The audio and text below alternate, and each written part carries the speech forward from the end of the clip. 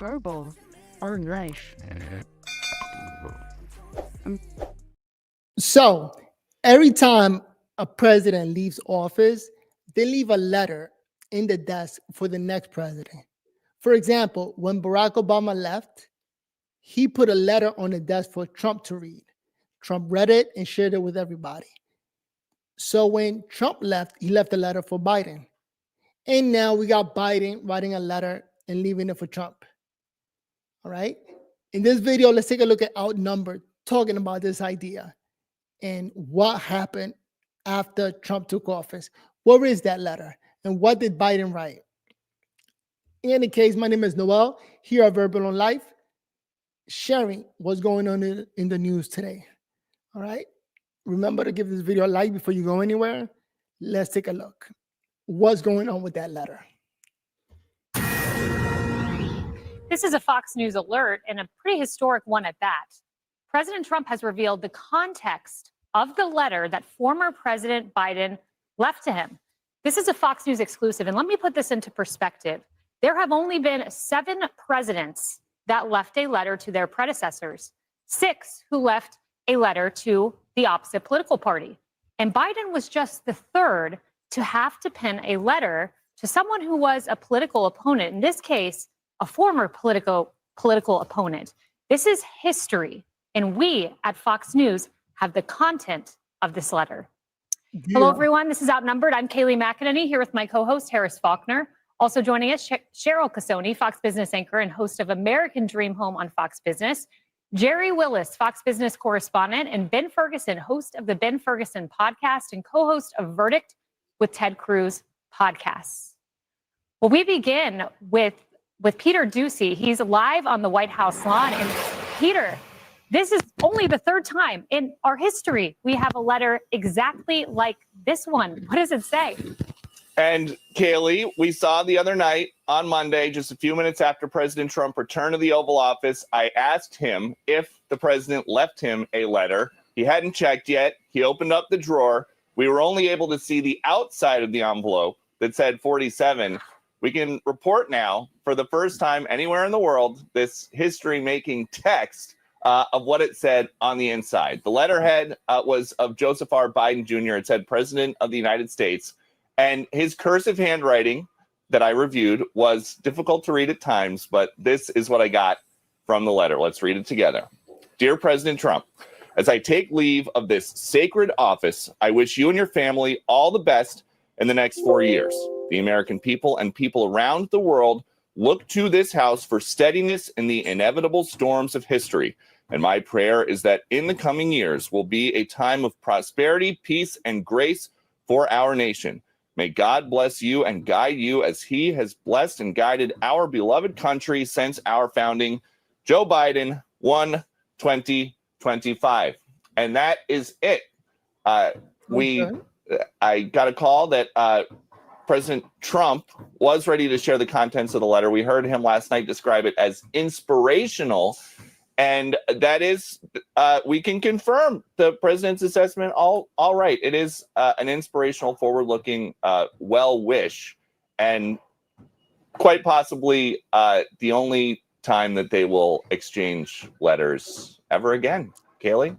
Peter, so I'm interested to know, was that the entirety of the letter? I'm looking right now on my phone at images of past letters, and they tend to be a little longer, 3, sometimes 4 paragraphs, going into detail. That's a very gracious letter that Biden left, but was that the entirety of it? That was the entirety of the letter, yes. Handwritten by President Biden on his personal stationery, just one side of one page. Wow. Another question for you. This comes, and I think this is important context for our viewers. He penned this letter, and I'm wondering if you know the timeline of Biden penning this letter. As I understand, it was on the day of the inauguration. So he pens this letter, and he rides off with President Trump, and then he pardons members of his family in a way in which President Trump would have found out about it in the aftermath of his speech. So it's a gracious letter, but it comes on the heels of maybe an acrimonious decision intended to be shielded from the current president. And I don't know the exact timeline, but to your point, it's possible that he used the same pen to sign the pardons and then write this note to President Trump.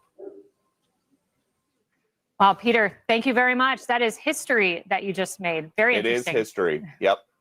Great. Well, let's bring in Brett Baer, chief political anchor and of Special Report, anchor and executive editor as well. Brett, it's history in the making, and there will be inevitable critics who say, this was a private letter. Biden said that he would not share the contents of Trump's letter because it was privacy issues he had on his mind. But I'm looking at 5 letters right here on my phone from past presidents that did get out into the public because it's history. People are interested, and these tend to be gracious letters. Yeah, good afternoon, Kaylee. It is history, and we're seeing it real time as we have since Inauguration Day, as this fast and furious kind of drinking from the fire hose of history. He finds the letter real time in the Oval Office desk, thanks to Peter's questioning, and then gives the letter to Peter to bring forward. I think on both fronts, it's very magnanimous on President Biden and what is the substance of the letter. This is what we talked about on Inauguration Day, the transfer of power, the passing of the torch, the tradition that everybody looks to in between administrations. President Biden didn't put out President Trump's letter and could have, but in the wake of that, and obviously in the wake of January 6th, there was a different sense. This is magnanimous also on President Trump's part, because it does make President Biden look good in the handover of this moment. So I think it says a lot about our republic. It says a lot about the mindset of President Trump right now, feeling comfortable in his skin to do that. And we'll see, what happens as far as other elements of retribution or looking backwards. I think he's kind of looking forwards, at least at the moment. Brett, I noticed a commonality here. There was a line that stood out to me. It was a short letter, but he said they look to this house, to the White House, for steadiness in the storms of history.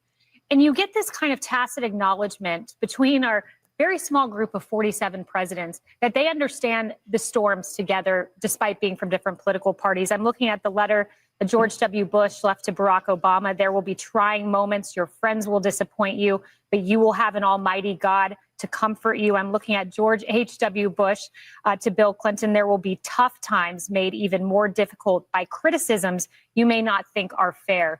There's this unique understanding among these 47 men as to what they face. Listen, the job of president is the toughest job in the world. It comes with a heavy, heavy burden.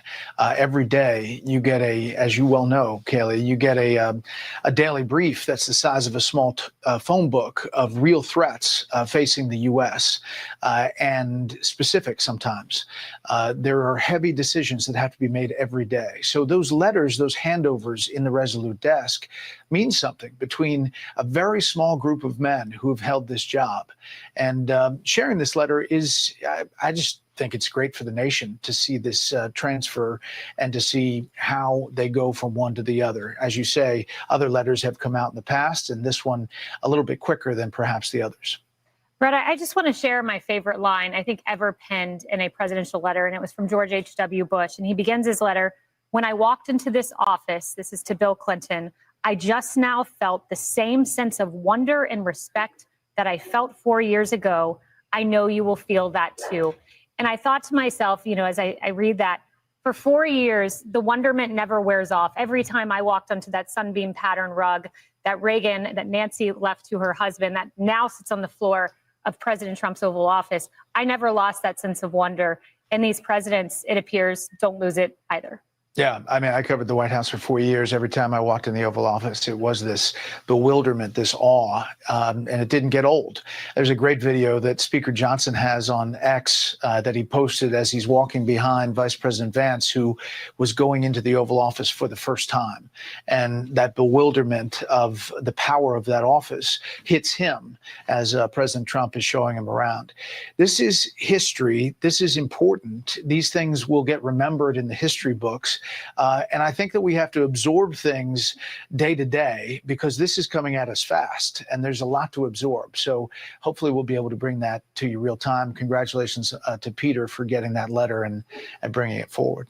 No doubt. And I saw that video, Brett, on J.D. Vance, from poverty and the lowliest of circumstances to the Oval Office as vice president. It was quite something to watch. Thank you so much, Brett.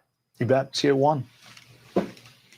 Harris, it's really quite something. I penned a letter to my successors. I didn't just leave one to Jen Psaki. I also left one to Karine Jean-Pierre, left it in the little drawer. I not only signed the White House press secretary desk, but I had baby Blake do it too. So Blake Gilmartin is pinned in the White House press secretary desk. What a special moment note now that we know the contents of that letter. Yeah, I was just looking at it as well. It's only 2 paragraphs.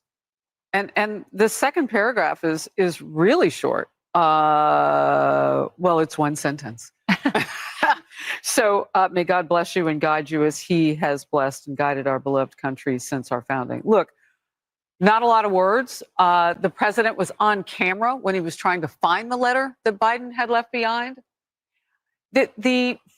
Just the way that things laid out with Biden in his last 30 days, we'll probably forget the acrimony that he must have been feeling. But there's some things that are going to be lasting. You said that there have only been 7 presidents. You and Peter said this because this was in his report, who've ever gotten a letter like this that was left by a predecessor. And only 6 of them were left for the opposite party. That's 45 presidents because a couple did not serve double terms. Grover Cleveland and Donald Trump on the first time around. They were not consecutive. But 45 men, as you pointed out, who have something in common, and even so far fewer than that who have this in common, getting that letter. So it is monumental. I would think you'd want to say as much as you could. But again, we get that sort of clue that things were not all right with Joe Biden when he left. They were chippy politically, even within his own party. And he did what was necessary, but nothing more. And what was necessary, he did, to your point, and nothing more. That's well said. Cheryl, CNN reported that Biden was in a dark place when he left. And I understand that from a human perspective. It was a dark place when we left the Trump administration. It is not easy to transition power, but we do it for the love of our country. And, as I think about that in the short letter, it's a gracious thing to do. It's a hallmark of our democracy. It's a hallmark of what makes this country great, transitioning power, leaving beautiful letters like this. I felt my emotion when listening to Peter reading the letter was sadness, actually, for Joe Biden, because you can hear in the words, in the length of the letter, that this was a very difficult goodbye for him. Not just from the letter that Peter just wrote, but also that read to us, but also from, look at the exit interviews from Joe Biden. Look at the exit interview of Kamala Harris. They knew that they'd made a lot of mistakes, that the country was in a worse place. And I think that there's some guilt. I'm going to be frank. I feel that they've got guilt because of what has happened, whether it was Afghanistan, was it the economy. I did like the words peace and prosperity because the incoming administration, now the administration, has got a lot on their plate. And I think it was very gracious of Joe Biden to wish him well, knowing what Donald Trump is in for. And there's a lot of things happening right now globally that are very disconcerting. And Jerry, you think about the timing of this. I would love to know, did he go from penning this letter at the Oval Office, writing it down, to his next signature being the pardons for his family members? It's almost impossible to imagine, right? And I'm going to ask a question maybe I shouldn't be asking. Did he write this? Not did he pen it? No, it's fair. Were these his words? I mean, I don't know. I assume they were. Many presidents do this, but just to your point about being in the Oval Office and how that feels, I've only done it once with George W. Bush. And let me tell you, they took a picture. My eyes are as big as saucers. This is where history is made. This is where excitement happens. So it's a big moment. Yeah, it's been when I walked in, I couldn't believe it. I'm like, this is my first time in the Oval Office. I'm briefing the president. You walk past this grandfather mahogany clock. You sit across from the Resolute desk, a gift from Queen Victoria in the 1800s. And you sit on this gold couch and you look at where the decisions, to your point, Jerry, history is made at that desk we're looking at. It's an incredible experience when you walk in there. I walked in there first with Bush 43, and he smiled and grinned. He looked at me. He was like, "It's pretty cool, isn't it?" Yes, Mr. President, it's pretty cool. He's like, "Not bad for a boy from Mississippi." He knew I was from Memphis, Tennessee, and that was his knock because I went to Ole Miss, and he called me Mississippi the entire time I got to work with him. And he never called Christmas parties. Hey, Mississippi, come on over. I'm like, really? But I go back to the other part about this. I think this is a legacy letter for Joe Biden. It was a check the box moment. Yeah, he had to do it. But it's not reality. The reality is he had to save the criminal actions of his family right before or right after he wrote this letter. That's the reality of his administration. When Joe Biden was walking out to go transfer power and puts a very nice exclamation point with a letter to Donald Trump, he really had to do something that is unconscionable. He had to give out pardons to people that he believes were breaking the law. And Joe Biden's legacy is not what the words in that letter to me. His legacy is his family needed a bailout because of their criminal actions that he now is admitting. We exploited the U.S. government. We exploited it all the way back to 2014. And we made as much money as we could selling access to the U.S. government through all of my family members that I'm going to pardon right now. So I look at this as, hey, you may have tried to make this your legacy with a really kind, well-worded letter that maybe you didn't even write, but you copied it down like you're in second grade. But the final moments of his presidency were covering for his family's actions. That is his legacy. And that's why I think he was probably so sad when he's leaving the Oval Office. Well, it's typewritten. All he had to do was sign his name. So he didn't even have to copy it. Yeah. So there's that.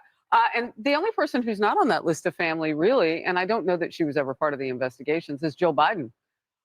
So that I thought that was interesting. We haven't even talked about his wife and what she may have seen throughout the years. She certainly had a front row seat to whatever history was going on. All right, we'll get to this now. We are just hours away from the end of all DEI programs in those dedicated departments in the federal government. The Office of Personnel Management is set at 5 p.m. Eastern to meet the deadline for all government agencies to close those offices, and the employees, for at least the time being, will be on paid administrative leave.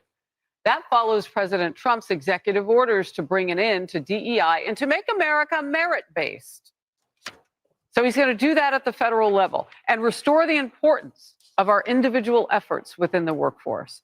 During his inaugural address, President Trump made very clear his intentions to create a colorblind society. I will also end the government policy of trying to socially engineer race and gender into every aspect of public and private life.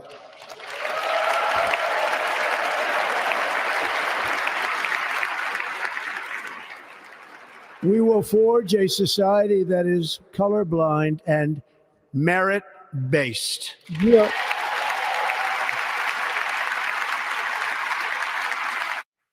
Yesterday, the president signed an executive order ending Biden's, quote, forced, illegal, and immoral discrimination, end quote, in the federal workforce and directing the government to serve every person with equal dignity and respect. However, liberal leaders are up in arms about the idea of merit-based society. Here's the Reverend Al Sharpton. Why do we have DEI? We had DEI because you denied us diversity. You denied us equity. You denied us inclusion. DEI was a remedy to the racial institutional bigotry practiced in academia and in these corporations. Now you want to put us back in the back of the bus. We're going to do the Dr. King Rosa Parks on you. And The View co-host Sunny Hostin launched her own attack. And thinking about that, and Donald Trump saying things that this country would be a meritocracy, you're talking about a man who didn't become the president of the United States because of merit. He hasn't had he had no political experience whatsoever. He had no business experience. He was given everything that he has. He is a legacy hire. He is, if anything, a DEI hire. No. He didn't earn it hire. Man, I'm just, my head is spinning. Ben, where is your Sunny Hostin and Reverend Sharpton decoder ring? Yeah, I think you look at Al Sharpton, this is like, all right, I'm going to get my network back going. I'm going to raise some money. This is a great moment for me. I go back to Martin Luther King because he quotes Martin Luther King like he's on Martin Luther King's side. He's the exact opposite. Martin Luther King said, I have a dream that for my 4 children, 4 little children, we will one day live in a nation where we will not be judged by the color of their skin, but by their character.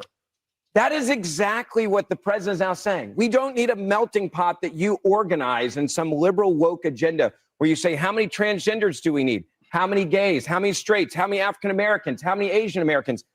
He's saying we're going back to merit base.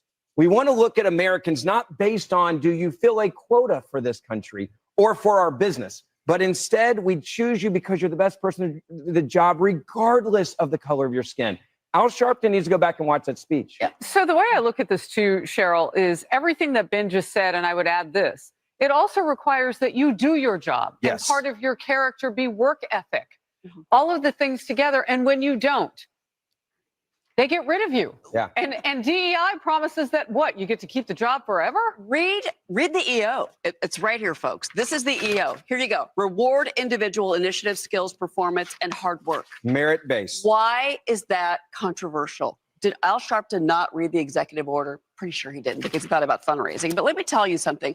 We saw this in corporate America. We've talked about this already, guys. We saw Amazon and Walmart and Meta, John Deere, Harley, excuse me, that's their ticker. They all started to get rid of DI initiatives a year ago because it didn't make sense. If you look at a report from 2022 when the Biden administration actually put down these policies, and this was about, let me give you the direct quote. This is about making sure that there was, gender equality, gender markers, pronouns, transgender, nonconforming, non-binary, all of that. Another report in 2024 back and looked at if it was successful, and it wasn't. There were minor changes in federal employee and employment stats. It was a waste of money and a waste of time. Destroying business. Kelly, you know what really stands out to me as the former child of a military family. I don't know if this yet touches the federal government and the U.S. military part of it, because DEI is something, and a woke agenda is something that you heard Pete Hegseth and a lot of people talking about during his confirmation hearings, and how that has held back in some cases our ability to really be ready militarily. It's such an important point. And in fact, what we saw is DEI, the DOD, Department of Defense, spent $68 million on it. And that number went up to $114 million by the end of Biden's presidency. Department of Education spent $1 billion with a B. But what is so insidious to me in that executive order you have there, it begins by talking about Executive Order 13985. That was one of the first acts of Biden as president. It was a DEI executive order. We were all sitting here on this couch for 2 years talking about critical race theory. And then it was actually Governor DeSantis' office that said there's this new term, it's DEI. We weren't even talking about it, right? Yeah.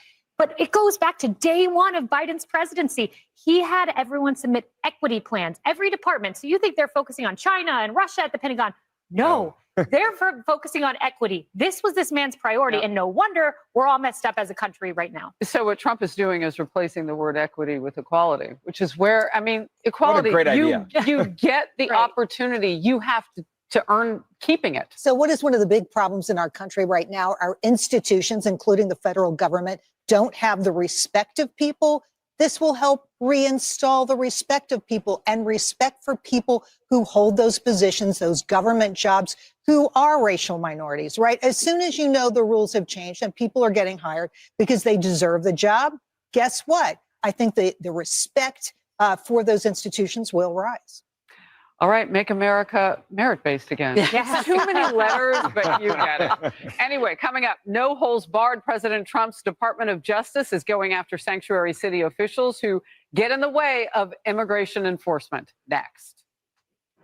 We bring you more breaking news this hour. A U.S. official telling Fox News that the Pentagon will be sending 1,500 U.S. active duty troops to the southern border by the end of the month.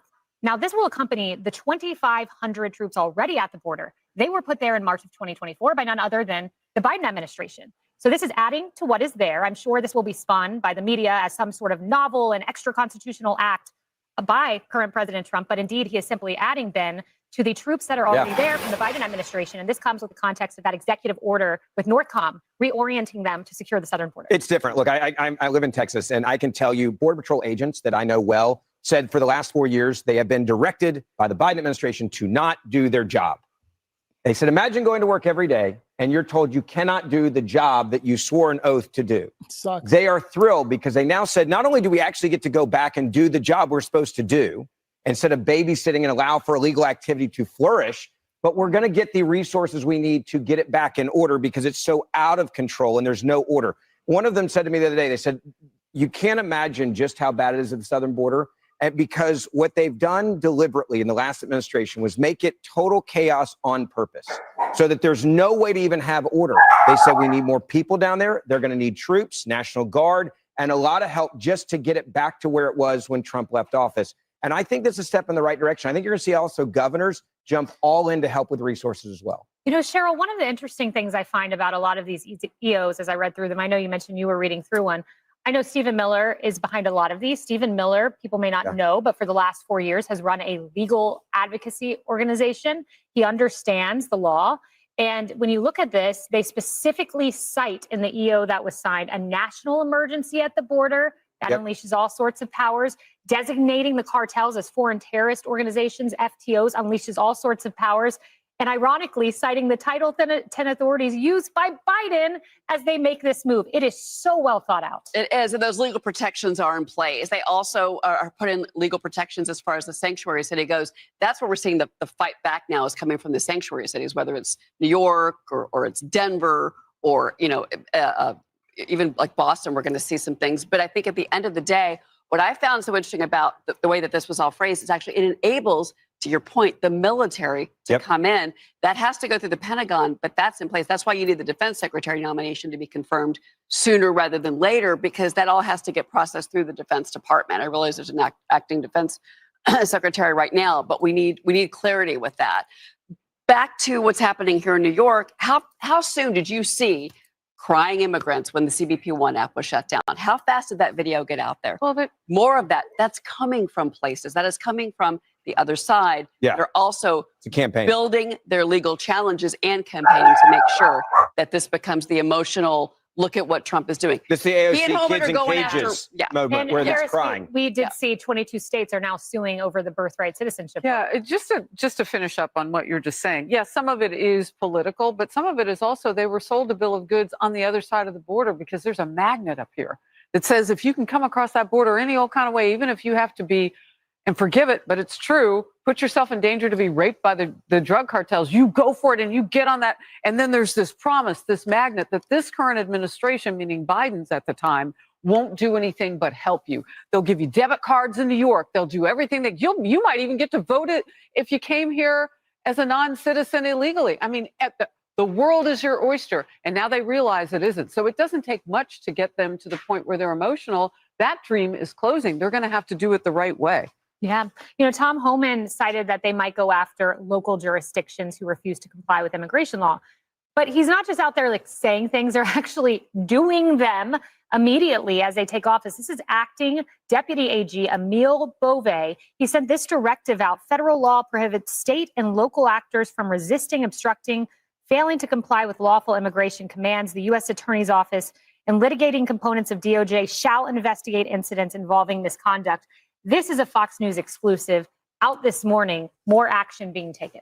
More action being taken, and good night, sanctuary cities, right? Like, this is over, guys. And the thing that Homan said on our air, I believe, recently is we are going after public safety threats. How many people can say that's the wrong thing to do? Why would this be controversial? I have no idea. But at the end of the day, this is exactly what needs to be done. And maybe because I'm speaking as somebody who walks through the streets of New York every single day, and we see what's going on in the streets and how people, well, they're being challenged on the streets by people who are not in this country legally. Yeah, and the American public has changed. So the crying pictures, I'm not sure they'll have the same. Well, there you have it. Donald Trump making big moves. All right. Let's see what's going to happen when he starts deporting people and we start seeing people getting on the planes to go back to the country, wherever they came from. But Trump is making big moves. Anyway, thanks for watching with me. Outnumbered. Great show. My name is Noel here at Verbal on Life, trying to bring the news to you guys.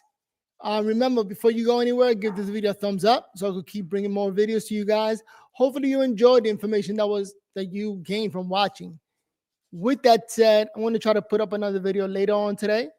Let's see what happens. But again, shout out to Big Trump making big moves. All right. See you guys on the next video. Peace. My dogs are barking. They're driving me crazy. Let me go see what the hell they're barking at. Peace.